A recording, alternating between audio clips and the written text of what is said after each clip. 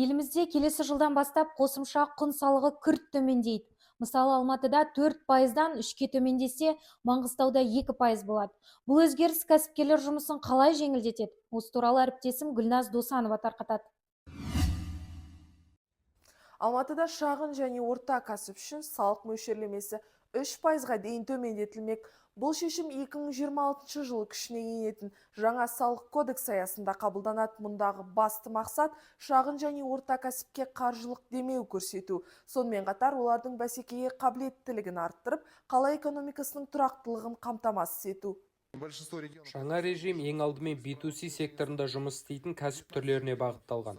Оған үй жанындағы дүкендер, тұрмыстық қызмет көрсету орындары, шаштараздар және басқа да шағын бизнес бағыттары кіреді. Осы орайда 44 тыйым салынған қызмет түрін қамтитын тізім бекітілді. Ал осы тізімге енбеген кәсіпкерлерге арнайы режимді қолдануға рұқсат беріледі.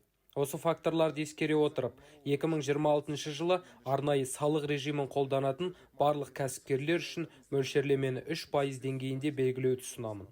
Мәселен, айына 3 миллион теңге табыс табатын шағын кофехана бұрын 4%-ық мөлшерлемемен 120 мың теңге салық төлеген болса, енді 3%-ық мөлшерлеме бойынша 90 мың теңге төлейді.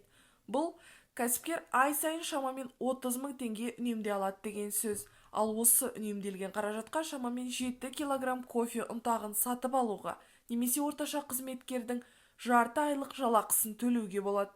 Осылайша, бизнес қысқа мерзімдік, бірақ нақты қаржылық демеу ала алады. Наша задача Барлық тәуекелдерді ескере отырып, мөлшерлемені 3%-ға дейін төмендетуді ұсындық. Өйткені бұл 200 мың алматылық кәсіпкердің тағдырын шешпек. Біздің болжамымыз бойынша бюджет шығынының орны толады деп күтіледі. Бұл шешім кейбір бизнесті көлеңкелі экономикадан шығарып, кәсіпкерлік белсенділікті арттыруға және кәсіпті басқа өңірлерге жаппай тіркеуді болдырмауға мүмкіндік береді.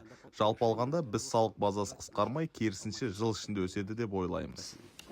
Әлемдік тәжірибеге сүйенсек, Грузия мемлекеті 2017 жылы шағын кәсіп үшін салық мөлшерлемесін 5%-дан 1%-ға дейін төмендетіп, шағын кәсіпкерлікті ынталандырудың қуатты тетігін іске қосты. Нәтижесінде небәрі 2 жыл ішінде шағын кәсіп иелерінің саны 30%-ға өсіп, жалпы ішкі өнімдегі шағын кәсіптің үлесі айтарлықтай артты.